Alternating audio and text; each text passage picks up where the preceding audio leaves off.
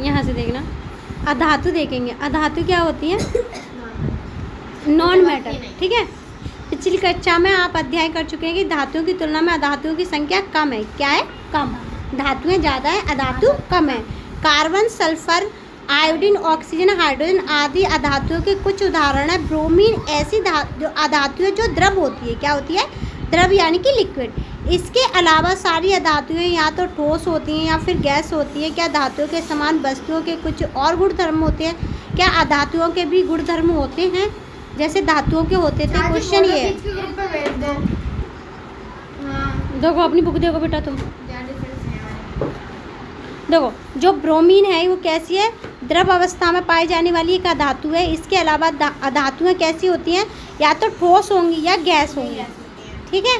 ठोस और गैस ही होती हैं। बस एक ही अधातु है जो कि लिक्विड में, वो है ब्रोमीन। कौन सी है? ब्रोमीन।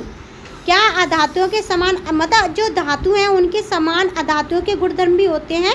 तो इसे जानने के लिए हम क्या करेंगे, नीचे की तरफ कुछ एक्टिविटी करेंगे। एक्टिविटी देखेंगे यहाँ से।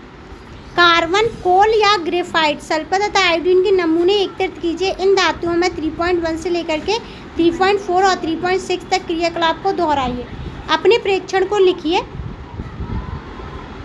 तत्व देखेंगे यहाँ पे। जैसे हमने कार्बन लिख लिया। क्या लिख लिया? कार्बन। कार्बन लिख लिया, हिंदी में लिखेंगे कार्बन। और यहाँ पे सी चिन्ह बताएंगे। सतह का प्रकार कैसा है? ठोस है, कैसा है? कठोर है, अगाध वर्धनीयता, तन्यता, विद्युत चालक या क्या है? ध्वनिकता। ये सारी चीज़ें होती हैं, नहीं होती? एक एक करके देखेंगे। मरकरी को छोड़कर सभी अधातु कमरे के ताप पर, मरकरी को छोड़कर सभी धातु कमरे के ताप पर कैसी होती हैं? ठोस होती हैं। क्रियाकलाप में आपने देखा कि अधातुओं के गलनांक अधिक होते हैं। धातुओं के गलनांक कैसे होंगे? धातुओं के गलनांक अधिक होते हैं। कैसे होंगे? अधिक। लेकिन गैलियम और सीजियम का गलनांक बहुत कम होता है। अगर हम इसे अपनी हथेली पे भी रखें, किस पर रखें? हथेली पे, तो ये क्या करेंगे? पिघल जाएंगे। पहला पता चल गया कि ज़्यादातर धातुएं कैसी होती हैं? ठोस होती हैं।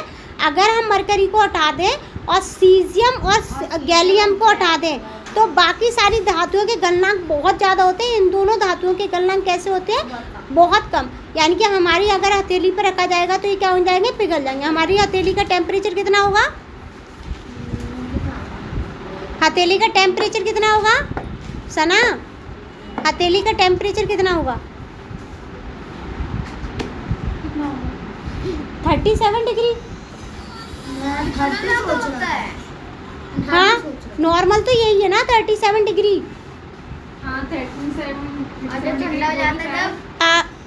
तब भी इतना होना चाहिए। और 310 उसमें केल्विन में, ठीक है।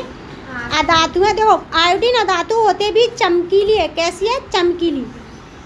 अधातु है लेकिन चमकीली है। कार्बन एक ऐसी धातु है जो कि विभिन्न रूप में विद्यमान रहती है। प्रत्येक रूप को अपर रूप कहते हैं, यानी कि अलग अलग रूप में होती है।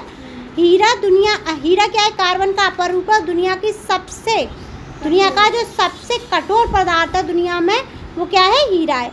इसका गलनांक और कुतनांक बहुत ज़्यादा होता है। कार्बन का एक अन्य रूप है ग्रेफाइट, जो विद्युत का सुचालक होता है। क्षारीय धातु यानी कि जो क्षारीय क्वालिटी की होती हैं, लिथियम, सोडियम, पोटेशियम इतनी मुलायम होती है कि चाकू से काटी जा सकती हैं। इनका घनत्व तथा गलनांक कम होता है। तत्वों को उनके रासायनिक गुणधर्म के आधार पर अधिक स्पष्टता से धातु या अधातु से वर्गीकृत किया जा सकता है। क्या किया जा सकता है? अलग किया जा सकता है। जिसमें धात्विक चमक आती है वो धातु होती है, जिसमें धात्विक ध्वनि होती है वो धातु होती है। और देखो, कभी कार्बन में से आवाज़ आती है? कार्बन में से आवाज़ आती है? देखो मैंने इसे पीटा, इसमें कार्बन है तो इसमें से आवाज़ उतनी आ रही है जितनी स्टील में से आती है। नहीं आती ना? ठीक है। मैग्नीशियम की एक पट्टी तथा थोड़ा सल्फर चूर्ण लीजिए। मैग्नीशियम की पट्टी का दहन कीजिए। दहन का मतलब क्या होता है आलिया? जलाना। उसकी राख को इकट्ठा करके उसे पानी में घोल लीजिए। लाल तथा नीले लिटमस पेपर से प्राप्त विलयन की जांच कीजिए। लाल लिटमस पेपर अगर नीला हो जाए तो क्या है? क्षारीय। लाल से नीला हुआ है, ठीक है। मैग्नीशियम के दहन से जो उत्पाद बनता है वह अम्लीय, क्षारीय होगा। कैसा होगा? क्षारीय। अब सल्फर के चूर्ण का दहन कीजिए। दहन से उत्पन्न धुएं को एकत्रित करके करने के लिए ऊपर एक परख नली रख दीजिए। इस परख नली में जल डालकर उसे अच्छी तरह मिलाइए। नीले तथा लाल लिटमस पेपर से इस विलयन की जांच कीजिए। सल्फर के दहन से उत्पन्न अम्लीय या क्षारीय, क्या है, अम्ल या क्षार। क्या आप इन अभिक्रियाओं के समीकरण लिख सकते हैं? क्या समीकरण लिख सकते हैं? हमने पहले मैग्नीशियम का लिया है, तो समीकरण क्या होगा, Mg+O, एरो लगा कर, ये क्या होगा, MgO, क्या आएगा, MgO। हाँ, वो बैलेंस कर लेना, ठीक है, वो आप भी कर लो कर दी, ठीक है, कर दी, बैलेंस कर दी, ठीक है। संतुलित समीकरण बना दिया मैंने। लो, गैस इधर लिख देती है, सॉलिड, गैस और सॉलिड, ठीक है। अब सल्फर का भी ऐसे ही करेंगे। सल्फर का क्या होता है, S, हाँ, S2 और O2, क्या बना, SO2 बना। अब SO2 क्या होगा हमारा, ये कैसा होगा, ये होगा हमारा अम्लीय, कैसा होगा, अम्लीय, और ये गैस भी है, हाँ, क्या है, गैस भी है, अम्लीय भी है, ठीक है। अम्लीय प्रकृति होगी, गैस है, ठीक है। अधिकांश धातु ऑक्साइड प्रदान करती हैं जो जल में घुलकर अम्ल बनाती है। अधिकांश धातु क्या देगी, हमेशा अम्ल, क्या देगी, अम्ल, क्या देगी, ऑक्साइड तो देगी, लेकिन वो कैसी प्रकृति का होगा, अम्ल। वहीं अधिकतर धातुएं क्षारीय प्रकृति की होती हैं। कैसी होती हैं, अब देखना, वहीं अधिकतर धातुएं, क्या आया है, ध्यान से देखना, धातुएं क्या है, धातुएं कैसी होंगी, क्षारीय, और धातुएं कैसी होंगी, अम्लीय। अभी याद हो गया, कोई दिक्कत तो नहीं है, ठीक है। अब देखना, ऐसी धातु का उदाहरण दीजिए। कमरे के ताप का द्रव्य कौन सी धातु है, वो था पारा। भी था। धातु पूछा है, अधातु नहीं पूछा, ठीक है। ऊष्मा की सबसे अच्छी चालक कौन सी है, सिल्वर, नाम बताना। हाँ। चाकू से काटा जा सकता है धातु का नाम क्या है, सोडियम। चाकू से काट सकते हैं, पोटेशियम को काट सकते हैं, ठीक है। ऊष्मा की कुचालक कौन होती है, ऊष्मा की कुचालक बताओ कौन सी धातु है, अधातु हो, बताओ।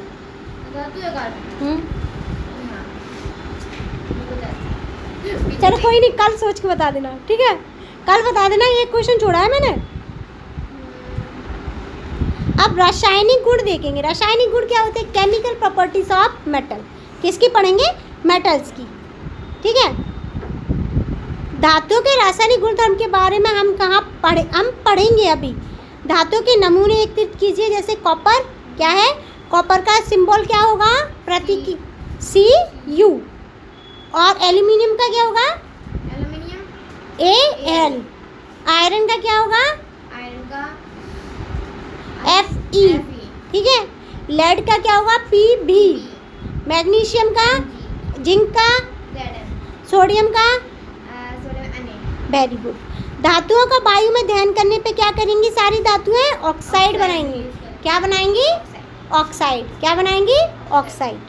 देखो, आपने देखा कि वायु में चमकता है श्वेत ज्वाला के साथ मैग्नीशियम का दहन होता है। क्या सभी धातु इसी प्रकार अभिक्रिया करती हैं? निम्नलिखित क्रियाकलापों द्वारा इसकी जांच करेंगे, सावधानी रखेंगे। क्रियाकलाप देखेंगे। निम्नलिखित क्रियाकलाप में शिक्षक का सहयोग, आंखों की सुरक्षा के लिए चश्मा लें तो बेहतर होगा। एक त्रित की गई किसी धातु को चिमटे से पकड़कर ज्वाला पर उसका दहन कीजिए। अन्य धातुओं के साथ भी क्रिया की आई, यानी कि हम क्या करेंगे, एक धातु को लेकर के क्या करेंगे, आग के पास लेके जाएंगे, उसमें उत्पन्न पदार्थ को क्या करेंगे, एकत्रित करेंगे। उत्पाद तथा धातु की, अब देखो, उत्पाद और धातु को क्या करेंगे, उत्पाद तथा धातु की सतह को ठंडा करेंगे।